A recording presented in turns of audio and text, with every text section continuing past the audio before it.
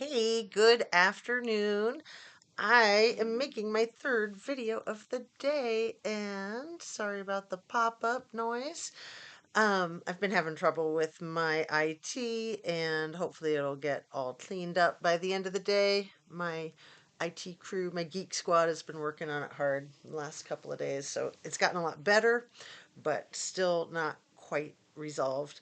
So I'm getting caught up with my Cliff Notes of this morning's live. It is still Thursday, March 16th, and there were a couple of videos that there were three videos that I put the links into the description of my hour-long live this morning. The first one is the T-Rev from about 5 or 6 days ago.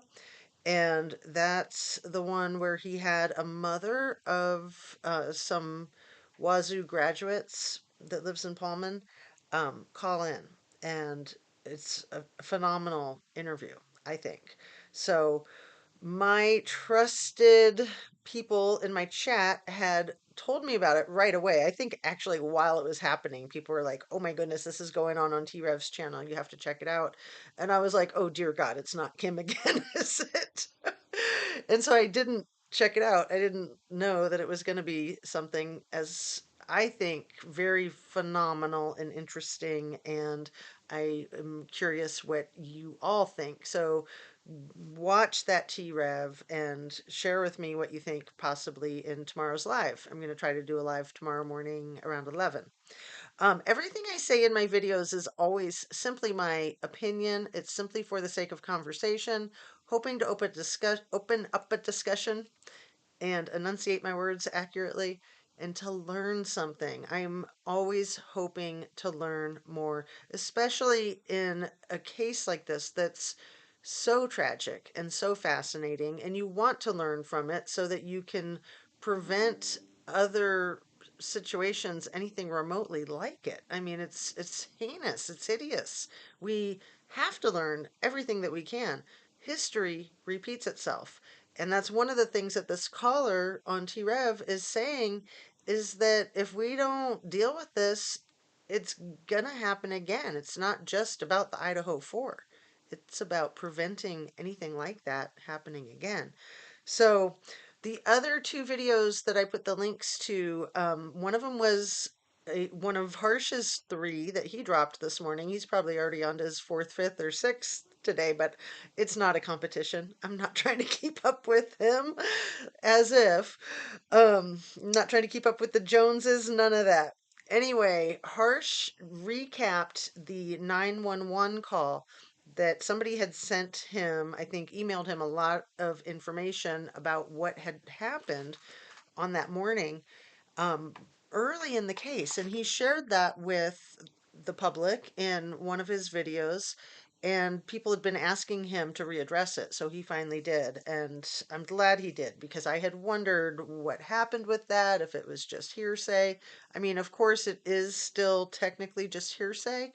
But in re explaining it and knowing everything we know now, it makes sense. So I think it's quite feasible that the story is being told by somebody who was there and knows firsthand. So another issue that one of my viewers asked or brought up is, are we going to see like video footage of the roommates, the surviving roommates, and the friends that they summoned coming out of the house and, running around and being all panicked when they were calling 911 and potentially maybe one of the roommates had fainted. Anyway, it'd be interesting if there's doorbell cam or somebody caught it on their cell phone. And of course, we wouldn't see it, hopefully, until the trial because we got to quit having everything be exposed, right? We got to give the system a chance to do its magic and hopefully find justice for these victims and their families. The third video that I shared the link is from a channel that quite honestly, I'm very suspicious of, and I think that it's law enforcement. And the channel, I'll just use the initials TCT 007. If you go to where I have the three links, you can click on the link, and so you'll know the whole thing. Um, but the channel seems to have information that nobody else has, that nobody else could have, unless they were actually there. First hand information, insider information. So, the big thing right now in the latest drop from that channel is that there's a new lead detective on the Idaho 4 case. So, how James Bond knows this, I don't know. But it's Detective Mowery is his name, Mowery, and he is a recent new member of the Latah County Regional SWAT team.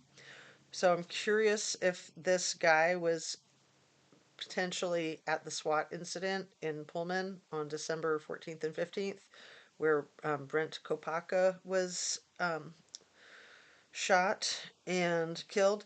And the Detective Maori specializes in IT. So the reason described of why he's now the lead detective is because it's all IT stuff.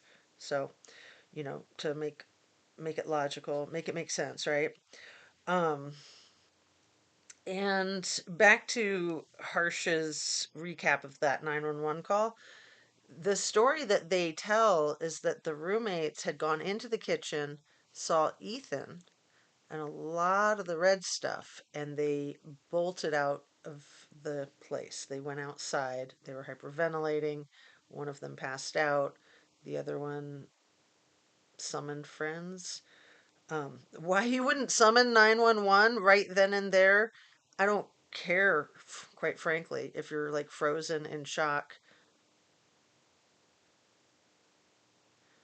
Summoning friends or summoning anybody other than first responders makes zero sense. Like we gotta cut the crap. We gotta cut to the chase and quit buying the Kool-Aid stories, you guys. On that, I'm gonna go ahead and sign off. Please hit that like button, share, and subscribe. If you're new to the channel, thank you so much for joining me. And if you're not new, thank you so much for being a returning subscriber, viewer. I appreciate you guys to the moon and back. I am just so happy to be a content creator. I'm so happy to have this channel. I'm just so pleased with covering these cases with you guys. I feel like we learn a lot together and that we can make headway. And if nothing else, it feels right. Hopefully, there's something positive happening in the bigger picture. You never know. I think every bit helps. So, on that, I'm going to say peace out. Enjoy the rest of your Thursday, TGI Friday, mañana, and make sure you get your exercise and fresh air and sunshine and stay hydrated and well nourished and be kind to yourself, kind to others. Be respectful and demand respect and just do your best, whatever your best is. And if you're tired and you need to just kick your feet up and sign off for the rest of the day, do that. Taking care of yourself is the most important thing that we can do, honestly, really. Bottom line. So, I'm going to say sending you light, sending you love, namaste, and I will see you on the next one. Thanks again for watching, and hit that like button if you feel inspired.